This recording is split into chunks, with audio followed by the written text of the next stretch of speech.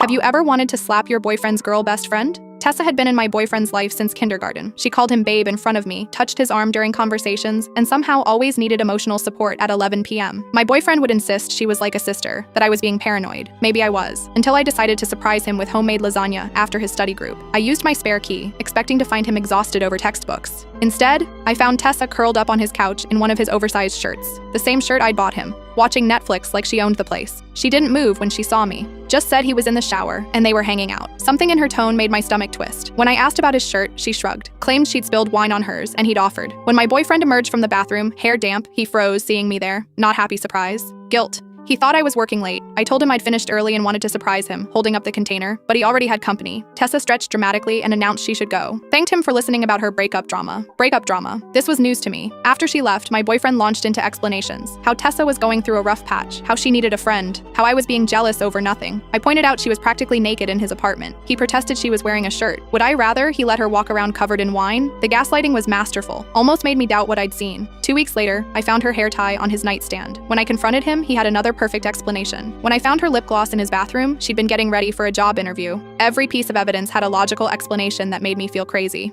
The breaking point came during my birthday dinner. Halfway through appetizers, his phone buzzed. Tessa was having a panic attack. He needed to go check on her. I asked if it had to be now, watching my birthday candles flicker. Couldn't someone else help her? She only trusted him, he said, already standing. He'd be back in an hour. He never came back. I sat with our friends, making excuses until the restaurant closed. When he finally called at midnight, Tessa had needed him to stay overnight, on my birthday. That's when I realized the truth. I wasn't his girlfriend. I was the other woman in his relationship with Tessa. The next morning, I showed up at his apartment with all his belongings in garbage bags. Tessa answered the door, in his shirt again. She said smugly that he wasn't there, but she could take the bags for him. I pushed past her, explaining I was actually there for her. What I found confirmed everything. Her clothes mixed with his in the laundry basket, her shampoo in his shower, her name on bills taped to his refrigerator. When my boyfriend walked out of his bedroom, I didn't scream or cry like they expected. Instead, I smiled. I asked how long this had been going on. He stammered that it wasn't what I thought. Tessa lifted her chin defiantly. 2 years, she announced, since before he met me. The room went silent. My boyfriend's face went white. He hissed her name, but she was done pretending. She was tired of hiding. I had to find out eventually. I nodded slowly. She was right. I did need to know.